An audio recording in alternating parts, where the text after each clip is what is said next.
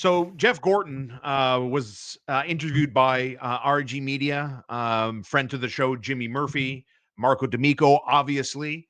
And I think we all are on the same page when it comes to the wants and needs of the Montreal Canadiens. And they've been kind of out there very open and honest, telling fans and the market that they're still looking for top six help. We also knew as the week came and went that Evgeny Kuznetsov was persona non grata, or certainly not seen in the eyes of the Montreal Canadiens as a valued asset that they would love to add to the organization.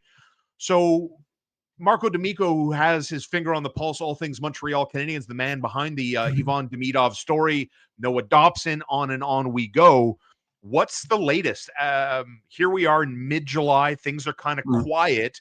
We've heard before that general managers, perhaps very uniquely, in late July, early August, might heat things up again. Why don't you elaborate on the Habs top six? And are you hearing that? Can you see the trade market after a couple of weeks off revving back up again?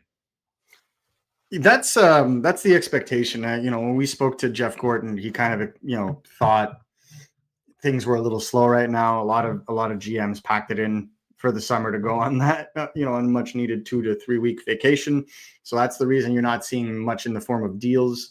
There are a lot of things on hold because of that, arbitration hearings. So once everybody kind of comes back a little bit in late July, early August, that kind of opens up the trade discussions again. And you've kind of seen this in Montreal, right? You saw it in 2022 with the Shaun Monahan trade, where the Flames were touching and going with Nazem Kadri, but needed to clear cap space, and the Canadiens had some discussions at the draft between themselves and at the time GM Brad Treliving, and then circled back in the beginning of August and made that trade.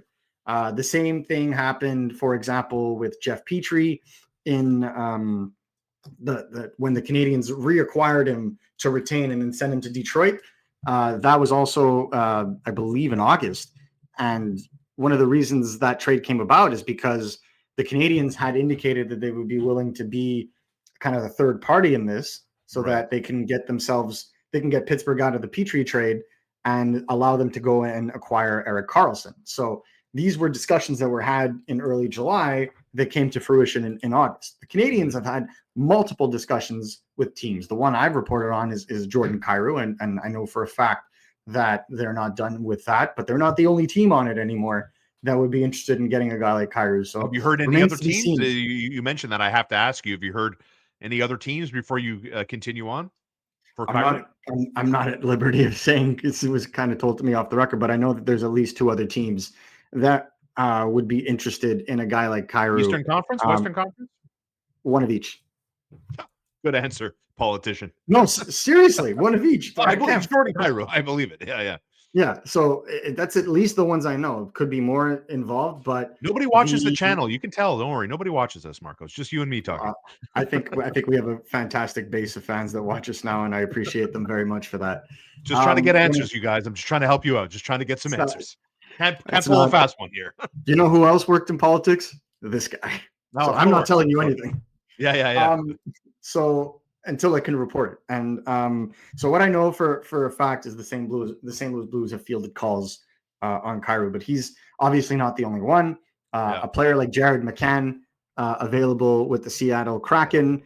You know that those teams have checked in, because if the Montreal Canadiens checked in with Evgeny Kuznetsov, as I reported, and was that was also confirmed by a good friend Alain Larivière in Montreal. Although they're not offering him a contract, the Canadiens are leaving no stone unturned. So you best believe that they've inquired on Jared McCann to see what the price point is on a former 40 goal scorer making $5 million on a team that's looking to get younger on defense. Right. So you could see where I'm going with this. So like there's obviously players that are available in the market. There are players that you're not quite sure are available, what the kind of vision is. Like, for example, with St. Louis, I wonder with them, like, they're kind of in no man's land. Yes, they made the playoffs, but like, you have players in your core, and then you have all these young players that they've been amassing. The Zachary Bolduc that they just traded, but Justin Carbonneau they're really high on. Dalibor Dvorsky, Adam Jiricek, Otto Stenberg. like Theo Lindstein. They've drafted all these young players, but these young players are going to come into the lineup, and Robert Thomas and Jordan Kyrou are going to be on the other side of 30 by the time they're ready to make an impact, right? So are you setting yourself up for, at best, a 1 to 2 to 3 day window, or 1 to 2 to 3 year window, or is it best to keep the current core you have and double down on that youth movement? So that could be where St. Louis is kind of looking at it. I'm not saying they necessarily are, but I wonder, when you see the kind of trades that they're making, they're kind of trying to get younger, right? Like the Mayu trade is a clear indication that they feel they're too old on defense. And other than Philip Broberg, they had no other young defenseman that they can quantifiably say NHLer. So these are things that I'm looking at, whereas they have a wealth of youth on the wings. And so that's where I kind of think if you're going to reposition dollars, that's the reason they would look at it. And then a guy like McCann, well, simply put, he's just an excess at this point. When you have a guy like Berkeley Catton, who it's either CHL or NHL, because the new rule with the 19-year-olds in the AHL only comes into effect next year. Yes. So he has one choice or the other. And I'm from what I'm hearing, Seattle really wants to give him a shot in the NHL and give him his 9 games and see where it goes from there. But then you have other, they've just acquired other wingers as well, like Marchment, that they've just brought into the team. And then you obviously want to give more ice time to guys like Shane Wright, who looked really good as a full rookie last year. Agreed. And then Matty Beniers, you're hoping he bounce back. And what's going to happen with Chandler Stevenson? So this is why certain teams are not openly shopping the players, like throwing them, but saying, hey, they're available for the right pick. And so that's why the market is kind of at pause right now, because the names are out there. GMs have taken note, and what we're really hearing is that there's at least a good 10 general managers in the NHL that are just unsatisfied with how the summer's gone so far. One of them being the Toronto Maple Leafs, who want to add to their roster, because as of right now, all they've done is lose players. Oh my God. The Toronto Maple Leafs are doing Toronto Maple Leafs. The talk of Erik Karlsson seems very much like what desperate teams who feel like their windows are closing time to see. So I have 2 questions on the Habs top 6 front. We're going to talk about Ivan Demidov working on faceoffs, playing center. We're going to talk about that right here in 1 second. Before that, though, when you touched on teams slowing down, right, and you highlight a team that you've been on for a while now in Seattle with their bounty of centers, so much so that they got guys playing on the wing, right? Yeah. I think the Montreal Canadiens are also in that category, and I'm curious to get your perspective on, do they fully know who they have in Kirby Dach? I find it almost impossible to believe that they do, right? I think they hope they knew who they had, and then injury after injury after injury derailed multiple seasons for the guy. So there's no way in HE double hockey sticks that they know who Kirby Dach truly is. So I'm curious on 2 fronts. How long of a look are they going to give him in terms of show me what you got? And then how quickly do you move off of that? And is the answer this summer, because you don't know the Kirby Dach story? So walk me through how you think Gorton and Hughes are dealing with the Kirby Dach angle here.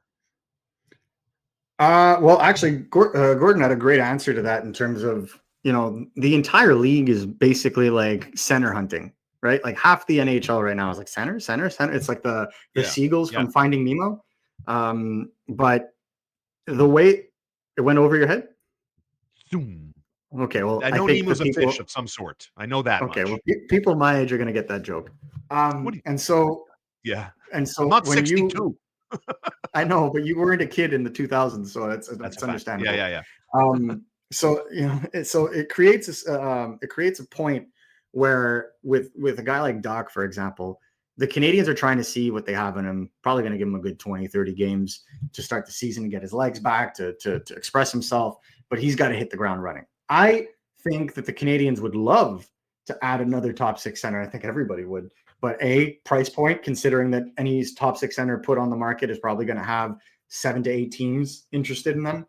And then number 2 is, while everybody was kind of worried about getting their top 6 centers, or getting themselves ready to take a crack at Aaron Ekblad, who didn't actually make it to free agency, and Gavrikov and Provorov at free agency, the Canadiens decided to go after Dobson instead. Right? Like everyone was focused on, and I have an executive on record that says I didn't even know he was available. Oh, wow. I didn't even know he was available. So he wanted to come here. He wanted to be here. Well, yeah, but Columbus was in on this for a while. Yes. Yeah. But there was no league-wide shopping of him. Interesting. Because had he put it out there and had more traction, like this all happened within like 4 or 5 days. Canadians pounced on this like seriously, like almost in the ninth, the eighth inning, top of the eighth, and then came away with like 3 homers and walked off and won the game. Damn. So this is why I think the Canadians are like, we have our centers. Like we have a guy we think could be a competent top 9 center, potentially top 6 center. And the idea, especially when you're looking at a guy like Kyrou, is you're bringing in someone that would be able to play puck with Demidov, and then those two would insulate Kirby Dach, giving him the best opportunity to not only get back to form, but take a step, right? Yeah. Because he's no longer going to be like in the past. He was the line driver. He was expected to be the line driver, right? And with respect, because I know that Kirby Dach has not had, consistent performances, but when playing center, who are his best wingers? Patrick Laine. Yep. Alex Newhook. Juraj Slafkovsky on a cold streak. The Twin Towers there. They wanted to be the Twin Towers. Well, yeah, they kind of put them together because like Uri was like going through it and whatnot. So to me, the best player he's ever going to have played with in Montreal is Demidov.